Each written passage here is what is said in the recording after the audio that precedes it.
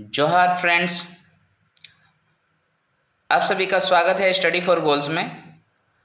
मैं प्रेम कुमार मंडल आप सभी के लिए आधुनिक भारत के इतिहास से एमसीक्यू का सीरीज शुरू कर रहा हूँ।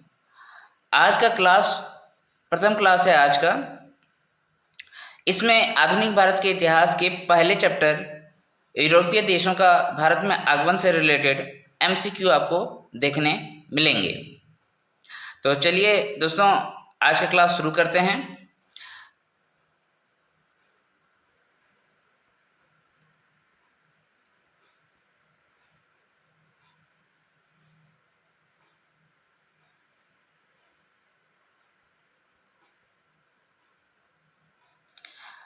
आज का पहला क्वेश्चन है, भारत में व्यापार करने के लिए प्रथम कौन सा यूरोपीय देश आया था। दोस्तों, आप सभी को पता है, लगभग मैं आपको अगर बताऊं, इधर से मैंने जो क्लास लिया है इतिहास का, आधुनिक भारत का इतिहास का, उसमें मैंने सभी चीज़ें बहुत अच्छे से बता रखा है। आपको अगर मैं फिर से एक बार रिवाइज करा दूं तो इसमें आप देख सकते हैं कि 1498 में पोर्तुगीज़ यानी कि पुर्तगाल में हमने देखा था वास्को डी गामा आए थे 1498 में, ये कालीकट पहुँचे थे। उसके बाद हम लोगों ने देखा था कि आपका 31 दिसंबर 1600 ईस्वी को ईस्ट इंडिया कंपनी की स्थापना करी गई थी और उसे व्यापार करने के लिए भारत भेज दिया गया था। फिर हमने देखा कि 1602 ईस्वी में कौन आते हैं, तो डच ईस्ट इंडिया कंपनी आता है, यानी कि डेनमार्क वाली कंपनी यहाँ पर आती है। फिर हमने देखा था कि 1616 ईस्वी में डेनमार्क, ये डच मतलब डेनमार्क नहीं, सॉरी, डच मतलब हॉलैंड, ठीक है, आज का हॉलैंड, ठीक, ये लोग आए थे। फिर डेनिश लोग आए। ये डेनिश जो हैं, ये कौन है, डेनिश जो है वो डेनमार्क है, ठीक है, डेनमार्क। ये लोग 1616 ईस्वी में आता है। उसके बाद हमने देखा था 1664 ईस्वी में कौन आए, 1664 ईस्वी में फ्रांसीस लोग आए, है ना, फ्रांस के लोग भारत आए थे, फ्रांसीस आए थे। फिर हमने क्या देखा, सबसे लास्ट में जो एक कंपनी आती है, वो कंपनी कौन होती है जी, स्वीडिश जो आती है वो कब आती है, 1761 में, सबसे लास्ट में आती है ये स्वीडिश। 1761 में स्वीडिश आते हैं, यानी कि स्वीडन के, आज का स्वीडन, ठीक है। ये इस तरीके से कंपनियों की स्थापना हुई रहती है यूरोप देशों में, और एक एक करके भारत व्यापार करने के लिए आते हैं। तो इसमें पहला क्वेश्चन क्या है, भारत में व्यापार करने के लिए प्रथम कौन सा यूरोपीय देश आया था। तो आपको पता चल गया कि सबसे पहले 1498 ईस्वी में पुर्तगाल जो है भारत पहुंचा था। तो इसका आंसर क्या हो जाएगा दोस्तों, पुर्तगाल। यहाँ पर आप ऑप्शन थोड़ा सा करेक्ट कर लेंगे। यहाँ पर ये जेनेवा और इंग्लैंड जो लिखा हुआ है ना, इसमें आप इसको स्वीडन कर देते हैं, ठीक है, स्वीडन कर देते हैं, ठीक। क्वेश्चन नंबर 2 में हम लोग देख रहे हैं कि पुर्तगालियों का वास्तविक संस्थापक किसे माना जाता है, जिन्होंने भारत में व्यापारिक केंद्रों को मजबूत किया। ये है सेकंड क्वेश्चन। इसके ऑप्शंस हैं, फर्स्ट ऑप्शन है अल्बुकर्क, सेकंड क्वेश्चन है अल्मीडा, थर्ड क्वेश्चन है नीनो डी कुन्हो, और फोर्थ ऑप्शन है डुप्ले।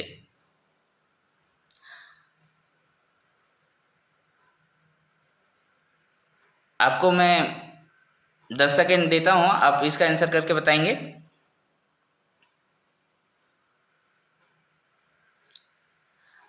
अगर आप ध्यान से देखें तो ये 3 व्यक्ति जो हैं, ये पुर्तगाल हैं, मतलब ये पुर्तगाल देश के तो हैं, पुर्तगाल कंपनी के सारे लोग हैं, ठीक है, पोर्तुगल। बट ये डुप्ले जो है ये फ्रांसिस होता है, ये फ्रांस के हैं, है ना।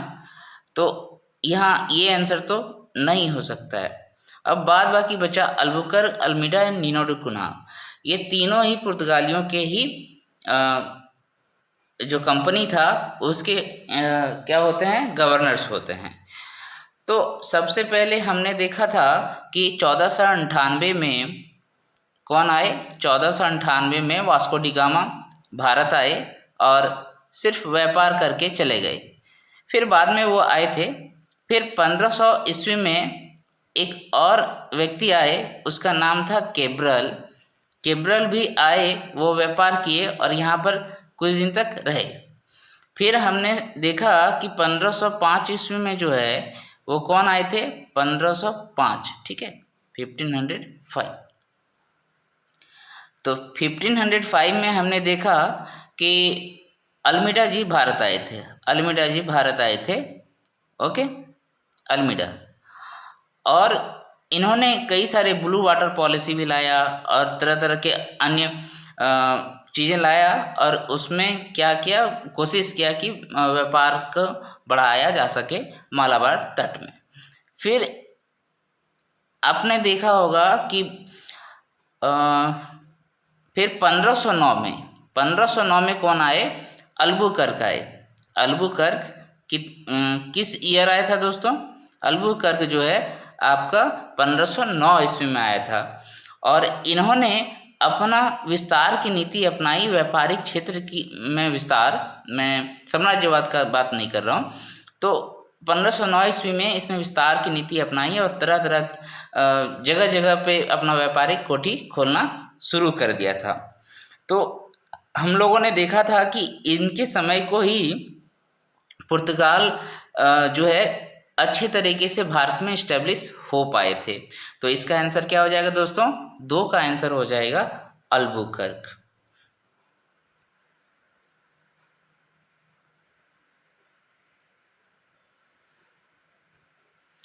नेक्स्ट है क्वेश्चन नंबर 3। क्वेश्चन नंबर 3 में हम लोग क्या देख रहे हैं, क्वेश्चन नंबर 3 पूछता है पुर्तगालियों का पहला व्यापारिक केंद्र कहाँ स्थापित किया गया था। तो यहाँ पर भी थोड़ा सा ऑप्शन में टाइपिंग मिस्टेक है, इसको मुंबई नहीं करते हैं, पहला ऑप्शन सूरत होगा। पहला ऑप्शन दे रखा है सूरत, दूसरा दे रखा है मुंबई, तीसरा दे रखा है कोचीन और चौथा दे रखा है कालीकट। ऐसे तो इन सभी चारों जगह पर पुर्तगालियों ने अपना व्यापारिक केंद्र खोल के रखा था, लेकिन आप अगर ध्यान से देखें तो कालीकट में तो 1498 ईस्वी में ये पहुँचे ही, ठीक है। यहाँ पर किसी भी प्रकार का व्यापारिक कोठी खोलने का प्रयास नहीं किया गया, क्योंकि यहाँ के राजा जो है कालीकट में व्यापार करने के लिए अपने लिए जगह दे रखा था और उसके साथ जमोरिन जो थे ना वो इनको जगह दे रखा था। लेकिन फिर बाद में जो हुआ, इनको कालीकट से आपको पता है भगा दिया गया था, क्योंकि इन्होंने वहाँ पर लूटपाट मचा रखी थी। तो यहाँ से जब वो भागे तो कोचीन पहुँचे और कोचीन में जो है कब, कोचीन में 1503 ईस्वी में, 1503 ईस्वी में जो है अपना पहला व्यापारिक कोठी खोला, फर्स्ट, है ना, फर्स्ट फैक्ट्री,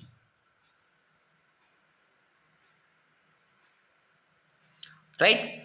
फिर मुंबई को तो बाद में इन लोगों ने जीता था और वहाँ पर अपना व्यापार केंद्र खोला, फिर सूरत में खोला, ठीक है। मतलब ये धीरे धीरे जो है दक्षिण से नॉर्थ की ओर धीरे धीरे बढ़ते चले गए, ठीक है। आपको और बाद में ये भी पता है कि मुंबई जो है इसको दहेज के रूप में ईस्ट इंडिया कंपनी को दे दिया गया था, है ना, दहेज के रूप में 1668 में, राइट। लेकिन उसके पहले इनका क्षेत्र था मुंबई। फिर हम लोगों ने ये भी पढ़ा था, एक जानकारी मैं दे दूं कि गोवा, हम लोग पढ़े थे ना कि सबसे पहले आने वाला जो यूरोपीय देश है वो पुर्तगाल है और सबसे लास्ट में जाने वाला भी जो देश है वो कौन है, पुर्तगाल है। और सबसे बड़ा केंद्र जो बना इसका, ये क्या बना, गोवा ही बना था इसका centre.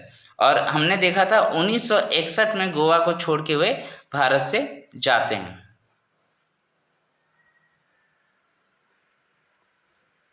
Question number 4, question number 4 कहता है कि भारत में प्रिंटिंग प्रेस की शुरुआत करने वाले प्रथम यूरोपीय देश का नाम बताएं। तो ऐसे तो दोस्तों हम लोगों को पता है कि ये जो 1510 ईस्वी में पुर्तगालियों ने किसको जीता था दोस्तों? 1510 ईस्वी में पुर्तगालियों ने गोवा को जीत लिया था और यहीं पर गोवा में ही प्रथम प्रिंटिंग प्रेस खोलने की कोशिश की थी। कोशिश क्या की थी? यहीं पर प्रथम प्रिंटिंग प्रेस खोले थे इन लोगों ने। वैसे तो पुर्तगालियों ने भारत में बहुत सारे चीज़ लाया था और ये 1556 में जो है प्रथम प्रिंटिंग प्रेस खोलने की कोशिश की और उसमें वो सफल भी हुए थे। और पुर्तगालियों ने भारत में अन्य बहुत सारी चीज़ें लाए थे। नेक्स्ट क्वेश्चन में हम लोग उस चीज़ को देखेंगे।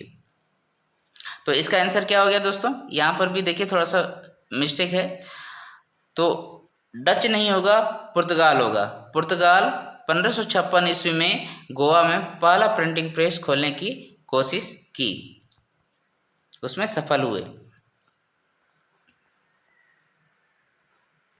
देखिए फिर क्वेश्चन है कि तंबाकू हो गया, आलू हो गया, लीची हो गया, बादाम हो गया, पपीता हो गया, इन सभी को भारत में लाने वाले विदेशी कौन थे? तो अभी मैं पुर्तगालियों के बारे में ही बता रहा था। तो इतने सारी चीज़ों को किसने लाया था? तो पुर्तगीज लोगों ने ही लाया था। इंग्लैंड वाले नहीं होंगे, स्वीडिश वाले नहीं होंगे। Option C is the correct answer. Option C is the correct answer, Portuguese. ठीक है, पुर्तगालियों ने ही इन सारी चीज़ों को लाने का मतलब पुर्तगालियों को ही भारत में इन सभी चीज़ों को लाने का श्रेय जाता है।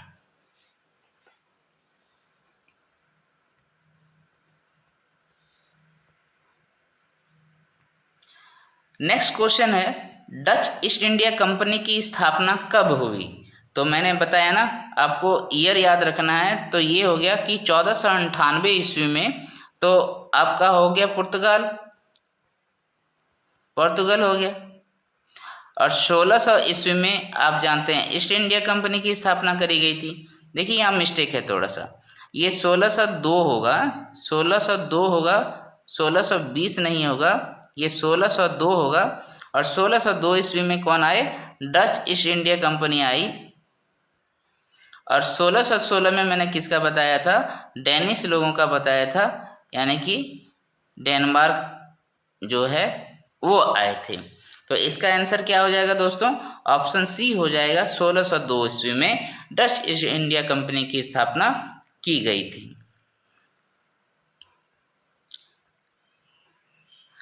ये जो मैं हिस्ट्री का एमसीक्यू लेकर आया हूं दोस्तों, ये हिस्ट्री का एमसीक्यू का सीरीज चलते रहेगा और मैं सभी प्रीवियस ईयर्स क्वेश्चंस ही लेकर लगभग आ रहा हूं। तो इसमें आपको जेपीएससी सिविल सर्विस का, जेपीएससी सिविल सर्विस का मेंस जो होने वाला है उसमें जो ऑब्जेक्टिव क्वेश्चंस होंगे, फिर जेपीएससी सीडीपीओ का एग्ज़ाम जो 10 जून को होने वाला है उसका पीटी है ना, उसके लिए ये क्वेश्चंस काफ़ी इम्पोर्टेंट रहेंगे। फिर आप जेएसएससी सीजीएल का भी एग्ज़ाम देने वाले स्टूडेंट्स भी इसको देख सकते हैं, हाई कोर्ट का स्टूडेंट्स इसको भी देख सकते हैं। ठीक है, आगे देखते हैं। क्वेश्चन नंबर 7 है, डचों ने प्रथम व्यापारिक कोठी कहाँ खोली? तो डच का बात किया जा रहा है दोस्तों। तो डच जो है प्रथम कोठी कहाँ पर खोला था? देखिए सूरत में तो नहीं खोला था, कोचीन में तो आपने देखा कि 1503 ईस्वी में पुर्तगालियों ने खोला था, 1503 में पोर्तुगीज ने खोला था। फिर पौंडीचेरी जो है आप देखेंगे कि पौंडीचेरी की स्थापना ही जो हुआ था वो फ्रांसीस लोगों ने करा था, है ना। और यहाँ पर एक ऑप्शन बच जाता है मछलीपट्टनम। तो यहाँ सूरत में जो फैक्ट्रियाँ खोला गया था वो आपका ईस्ट इंडिया कंपनी के द्वारा खोला गया था। तो मछलीपट्टनम है, तो मछलीपट्टनम में जो है डचों ने अपना प्रथम व्यापारिक कोठी खोला था।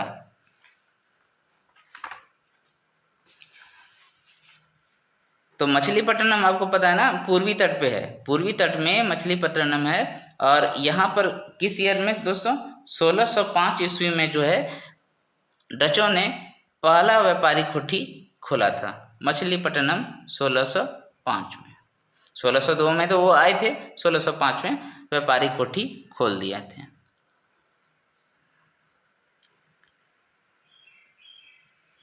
क्वेश्चन नंबर 8 में कहता है पूर्वी तट में प्रथम व्यापारिक कोठी अंग्रेजों ने कहाँ स्थापित किया। पूर्वी तट कहने का मतलब क्या हो गया, ये वाला हिस्सा, और ये पश्चिमी तट हो गया। तो पूर्वी तट में पूछ रहा है कि आपको अंग्रेजों ने किस स्थान पे व्यापारिक कोठी खोल रखे थे। देखिए टाइपिस्ट थोड़ा सा टाइप करने में गलती किए हैं। देखिए पहला ऑप्शन हम इसको मुंबई रखते हैं, दूसरा ऑप्शन सूरत रखते हैं, तीसरा कोचीन रखते हैं और चौथा मछलीपट्टनम रखते हैं। तो इसका आंसर करेंगे दोस्तों, आप लोग कीजिए, करके बताइए।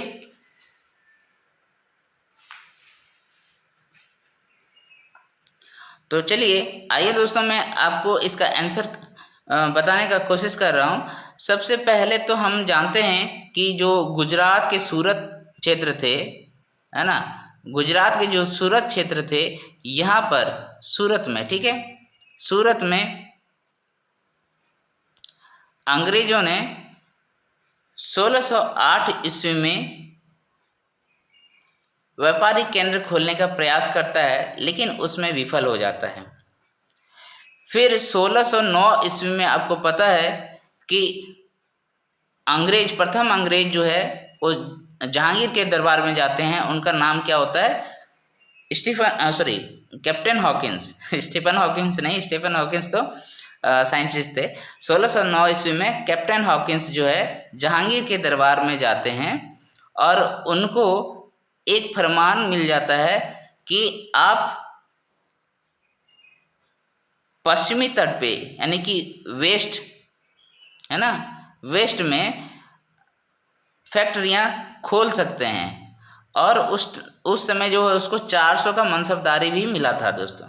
तो कैप्टन हॉकिंस, ठीक है, कैप्टन हॉकिंस को 1609 ईस्वी में ये आज्ञा मिल गया था जहांगीर के द्वारा।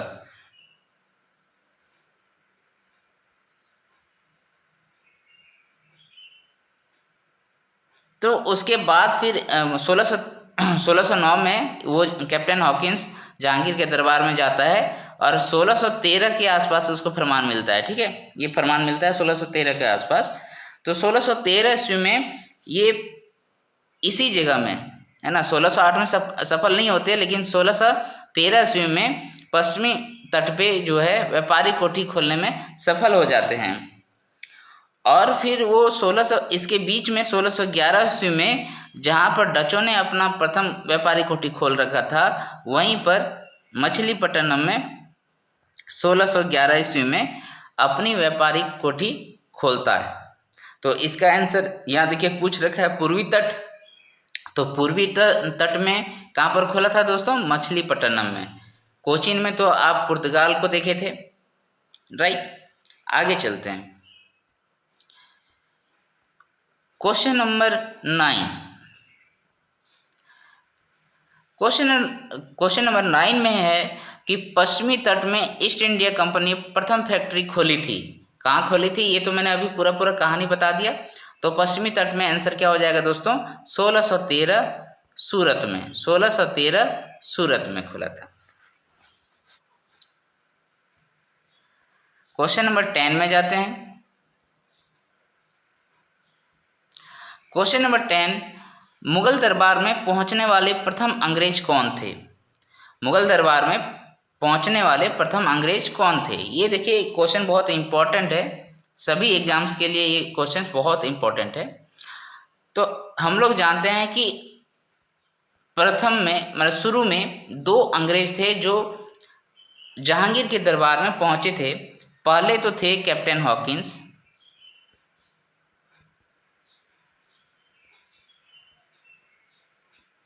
अभी थोड़ा देर पहले मैंने पिछले क्वेश्चंस में मैंने बताया कि कैप्टन हॉकिंस जो है जहांगीर के दरबार में 1609 ईस्वी में पहुंचते हैं।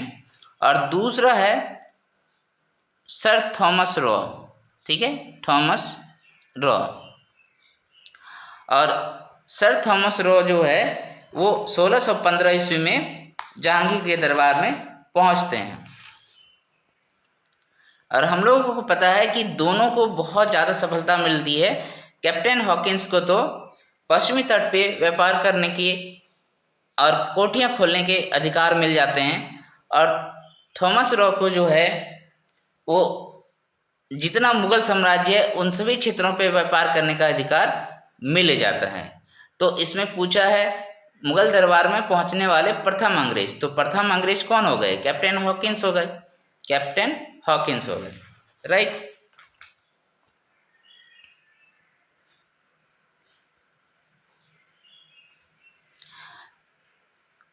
क्वेश्चन नंबर 11, क्वेश्चन नंबर 11 कहता है कि ईस्ट इंडिया कंपनी की स्थापना के समय मुगल सम्राट कौन थे? तो ईस्ट इंडिया कंपनी की स्थापना के समय मुगल सम्राट कौन थे? तो ईस्ट इंडिया कंपनी की स्थापना हुई कब थी ये जान लीजिए। ये आपका 31 दिसंबर 1600 ईस्वी को हुआ था। 31 दिसंबर 1600 ईस्वी को हुआ था। तो ये 1600 ईस्वी के टाइम पीरियड में आपको मुगल साम्राज्य देखना पड़ेगा। तो हमने सबसे पहले देखिए यहाँ पर सबसे पहला ऑप्शन है बाबर। तो आपको पता है 1526 ईस्वी में पानीपत की प्रथम लड़ाई के बाद बाबर भारत आए थे और उन्होंने मुगल साम्राज्य का स्थापना किया था, और ये 1526 से 1530 ईस्वी तक रहे। उसके बाद उनका बेटा जो है हुमायूं गद्दी पे बैठे, और इनका कार्यकाल के दौरान तो बहुत उथल पुथल मच गई थी। फिर फाइनली 56 ईस्वी में आपको मालूम है पानीपत की दूसरी लड़ाई होती है, और इस लड़ाई में महान सम्राट अकबर जो है अपना साम्राज्य स्थापित करने में सफल होते हैं। उसके बाद इनकी मृत्यु 1605 में हो जाती है ना। 1605 ईस्वी के बाद जहांगीर राजा बनते हैं, सम्राट बनते हैं, और फिर बाद में शाहजहां, और फिर बाद में आपको पता है औरंगजेब। तो ईस्ट इंडिया कंपनी की स्थापना यहाँ पर हम लोग क्या देख रहे हैं, इसका आंसर क्या हो जाएगा दोस्तों? तो इसका आंसर हो जाएगा अकबर ही हो जाएगा ना। 1600, यहाँ देखिए 1600 ईस्वी इसी में आ रहा है ना 1600। तो Akbar ji East India Company की स्थापना के समय मुगल सम्राट होते हैं।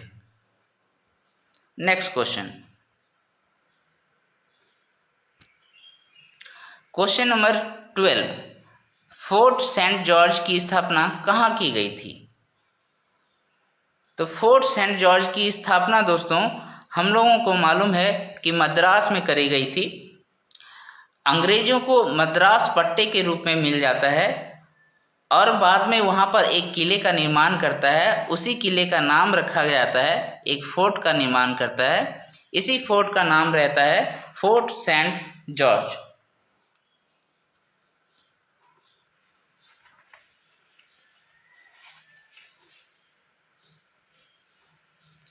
और इसकी स्थापना कब करी जाती है दोस्तों? 1639 में। किस ईस्वी में करी जाती है? 1639 में फोर्ट सेंट जॉर्ज की स्थापना मद्रास में की जाती है।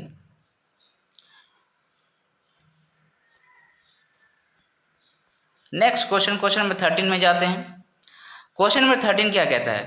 क्वेश्चन नंबर 13 कहता है कलकत्ता की स्थापना किस अंग्रेज अधिकारी द्वारा की जाती है? तो इसके पीछे तो बहुत बड़ी कारण है ना, बहुत सारी कहानियां हैं, आपको पता होना चाहिए, ठीक है।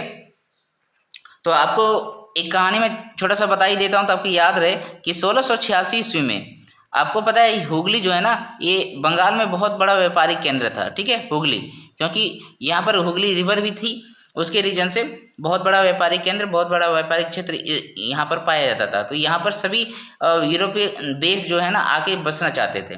तो 1686 ईस्वी में क्या हुआ, ईस्ट इंडिया कंपनी जो है अपना वर्चस्व स्थापित करने के लिए सबसे पहले यहाँ पर बहुत ज़्यादा तोड़फोड़ मचाया था, ठीक है, तोड़फोड़ मचाता है। तो उसके बाद यहाँ पर क्या होता है,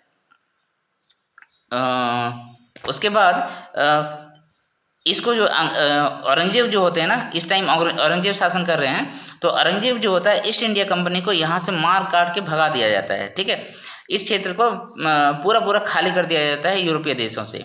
फिर नेक्स्ट अब हम लोग इसमें क्या देखते हैं, इसमें हम लोग देखते हैं कि देखिए अंग्रेज लोग बहुत चालाक आदमी होता है, वो लोग देखता है कि साम दाम दंड भेद सभी नीतियां अपनाने का कोशिश करता है और अपना क्षेत्र स्थापित करने का कोशिश करता है।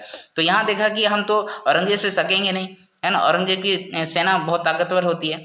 तो इन्होंने क्या किया ना कि 1698 ईस्वी में जॉब चार्नक को, किसको दोस्तों, जॉब चार्नक, है ना, जॉब चार्नक, ठीक है, इसको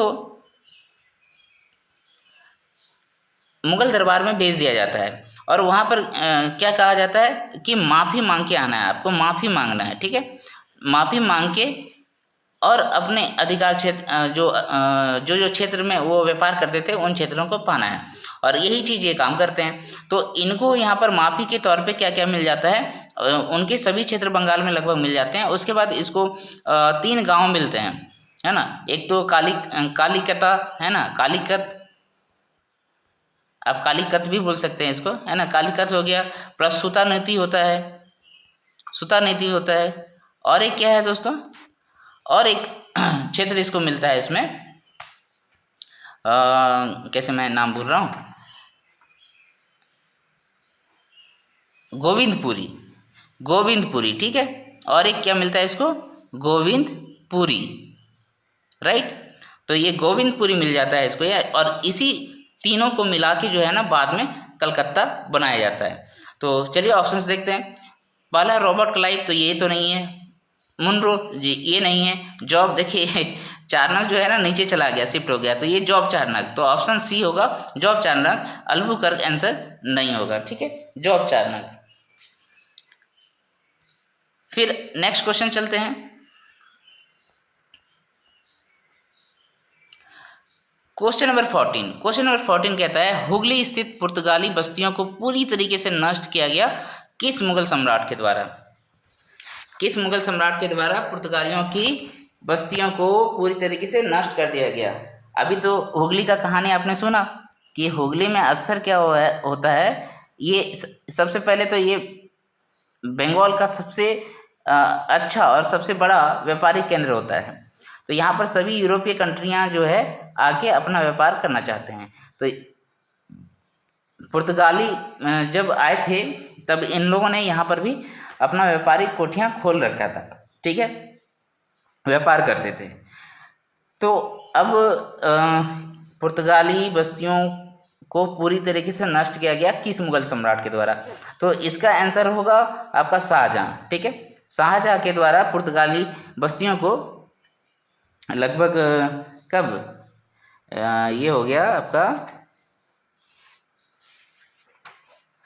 शाहजहाँ का देखिए कार्यकाल, देखिए ना शाहजहाँ का कार्यकाल कब से कब होगा, ये बैठेंगे ना आपका जहांगीर के बाद, है ना, उसके बाद ही ये उसके बाद की घटना ये है, ठीक है।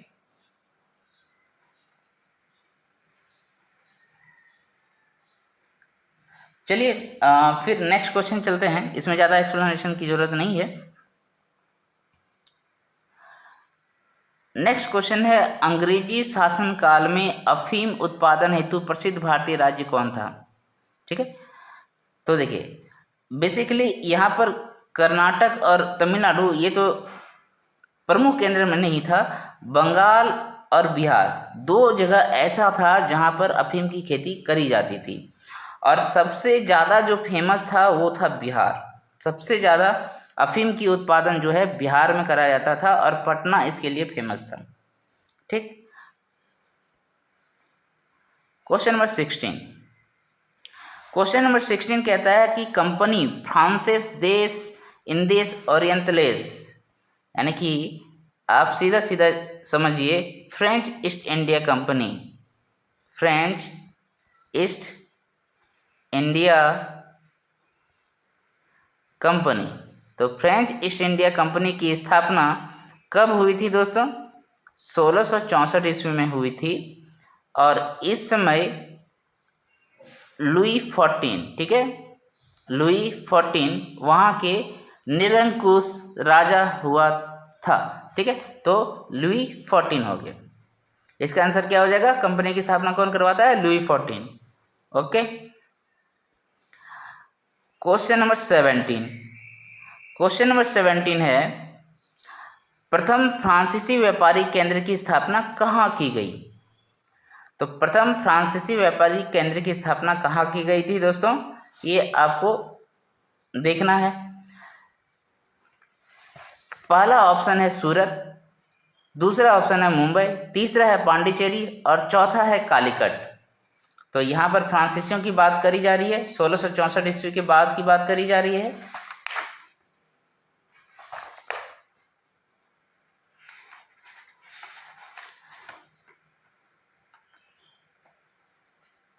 फ्रांसीसियों के घटनाओं को आप अगर देखेंगे तो जब ये 1664 ईस्वी में भारत आए, उसके बाद 1666 में, उसके 2 ही साल बाद, है ना, प्रथम व्यापारी कोठी अपना फर्स्ट फैक्ट्री जो है,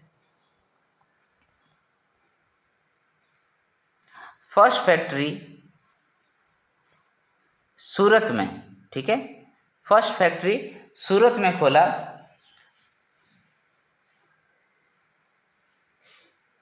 1668 में, 1668 में, 1666 में नहीं दोस्तों, 1666 में उसको औरंगजेब के द्वारा जो है ना फरमान मिला था, लेकिन 1668 ईस्वी में पहला फैक्ट्री जो है वो सूरत में खोलता है, ठीक है। फिर बाद में हम लोग देखे थे कि 1673 ईस्वी में जो है ना वो पांडिचेरी की स्थापना 1673 ईस्वी में फ्रांसीसी लोग करता है, लेकिन सूरत में फैक्ट्री जो है 1668 में खोलता है, ठीक है। बम्बई और कालीकट में तो फ्रांसीसी लोग आएंगे नहीं, यहाँ मुंबई जो है पहले पुर्तगालियों का रहेगा, फिर अंग्रेजों का हो जाएगा, कालीकट में तो आपका पुर्तगाली लोग थे, ठीक। नेक्स्ट क्वेश्चन, क्वेश्चन नंबर 18 कहता है कि फ्रांस के किस गवर्नर ने अंबूर के युद्ध में भाग लिया था।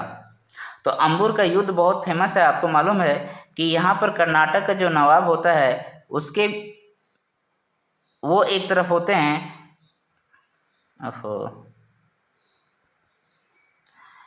कर्नाटक के नवाब एक तरफ होते हैं और दूसरी तरफ कौन होते हैं दोस्तों, तो ईस्ट इंडिया कंपनी होती है।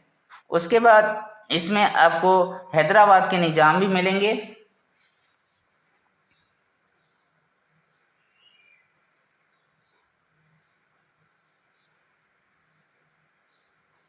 ठीक है ना, हैदराबाद के निजाम भी मिल जाएंगे आपको, हैदराबाद, ठीक।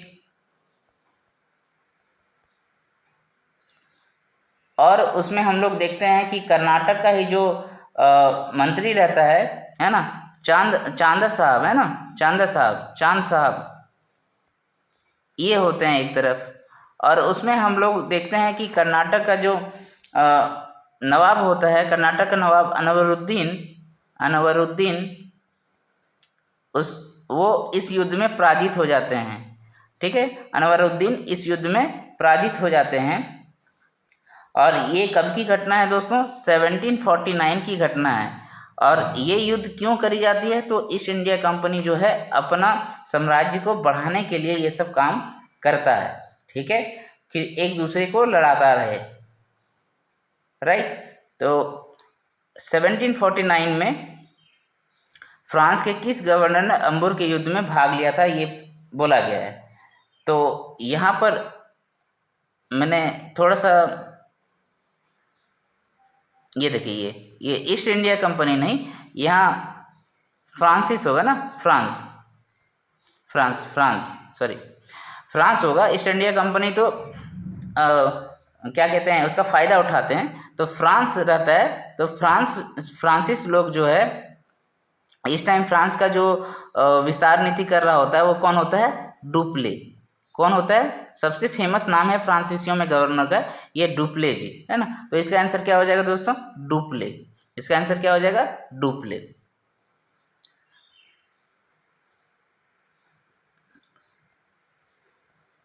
क्वेश्चन नंबर 19, इसमें ऑप्शन ही छूट गए हैं, कोई बात नहीं। ये कर्नाटक का प्रथम युद्ध किसका विस्तार माना जाता है। तो कर्नाटक का जो प्रथम युद्ध है वो किसका विस्तार माना जाता है दोस्तों, तो इसी का माना जाता है। देखिए बेसिकली क्या हो रहा होता है, ऑस्ट्रिया का, यूरोप में ऑस्ट्रिया है, तो उसका उत्तराधिकारी के लिए फ्रांस और आपका इंग्लैंड, इन दोनों के बीच में लड़ाई चल रहा होता है। और दोनों में मतभेद होने के रीजन से विश्व में जहाँ जहाँ पर दोनों देश होते हैं वहाँ वहाँ पर दोनों आपस में लड़ रहे होते हैं, और सेम चीज़ भारत में भी होता है। ठीक है, तो ऑस्ट्रिया के उत्तराधिकारी का युद्ध को ही हम उसी का विस्तार कर्नाटक का प्रथम युद्ध को मानते हैं।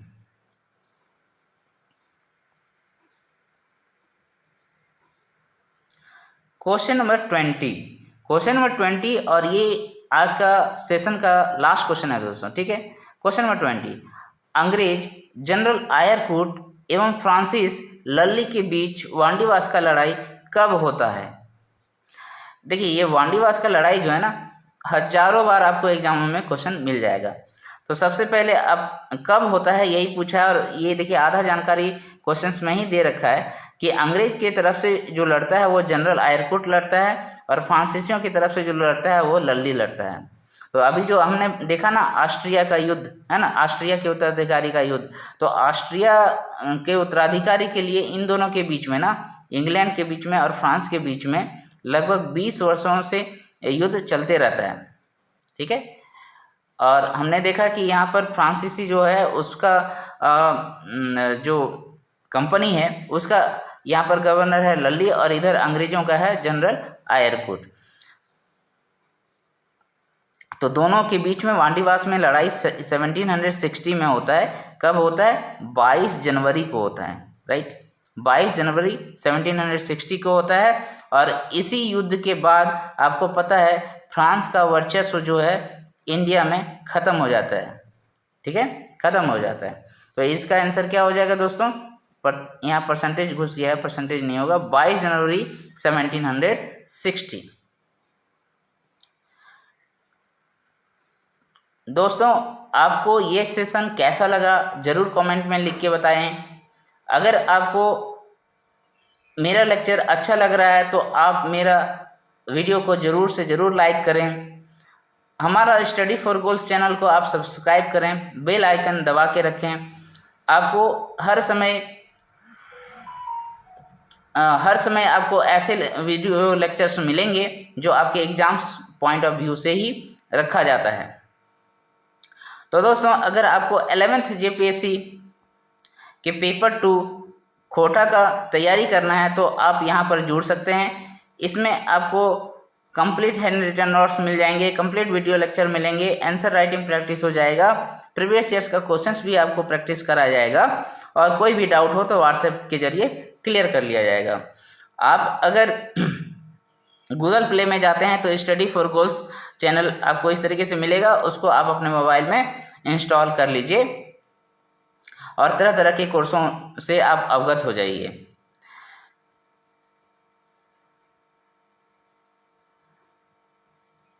अगर आप चाहते हैं कि झारखंड समान ज्ञान उसकी तैयारी करना चाहते हैं, क्योंकि ये सभी एग्जाम्स के लिए बहुत ही इम्पोर्टेंट टॉपिक है, तो आप क्वेश्चनों का प्रैक्टिस यहाँ पर कर सकते हैं। 75-100 क्वेश्चंस आपको यहाँ, उससे भी ज़्यादा क्वेश्चंस आपको यहाँ पर अभ्यास करने के लिए मिल जाएगा, वो भी टॉपिक वाइज सेक्शनल टेस्ट भी आपको मिल जाएगा। अगर आप जेपीएससी सीडीपीओ पीटी का एग्ज़ाम दे रहे हैं और आपको मॉक टेस्ट चाहिए तो यहाँ पर आप हमारे चैनल में जुड़ के 15 मॉक टेस्ट आपको पेपर 1 से मिलेंगे और 15 मॉक टेस्ट जो है आपको पेपर 2 से मिल जाएंगे, और आपको आप अपनी तैयारी को बेहतरीन कर सकते हैं।